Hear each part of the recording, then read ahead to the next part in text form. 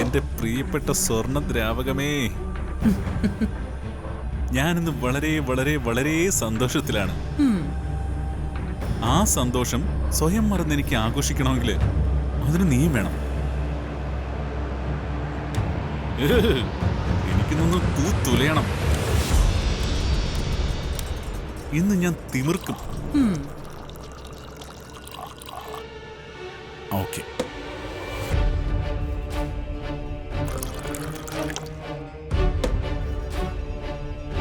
എന്താ ചേച്ചി, അത് വേണ്ടേ? വേണം വേണം. ഇന്നല്ലാതെ പിന്നെ എന്നാണടാ ഇതുപോലെയൊന്ന് ആഘോഷിക്കുന്നത്? നീ ആഘോഷിച്ചോടാ. നിന്റെ ബോധം മറയുന്നത് വരെ നീ ആഘോഷിക്ക്. അപ്പൊ cheers.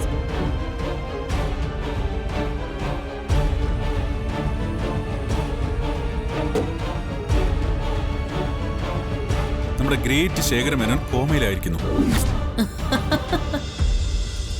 അധികം വൈകാതെ തന്നെ ആ കോമ ഫുൾ സ്റ്റോപ്പ് ആവുകയും ചെയ്യും. തീർന്നു കിട്ടും. ആ, നീ എന്തായാലും ആ മരണത്തെ പേടിക്കണ്ടല്ലോ. ഏതായാലും ചേച്ചിയുടെ പ്ലാൻ ഗംഭീരമായിട്ട് വർക്കൗട്ടായി. എടാ പ്രതാപ,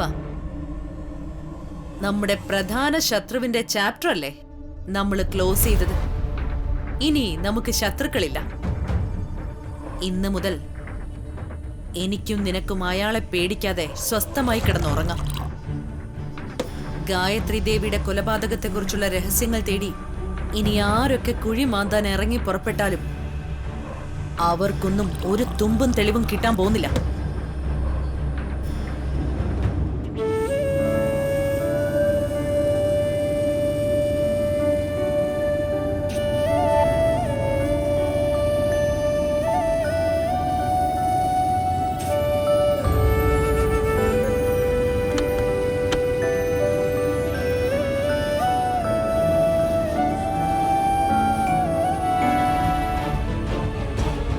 പ്രതാപ, നീ ശേഖരമേനോനെ ഷൂട്ട് ചെയ്ത് വീഴ്ത്തിയത് കൊണ്ട് അയാള് കോമയിലായത് മാത്രമല്ല നമ്മുടെ പ്രയോജനം.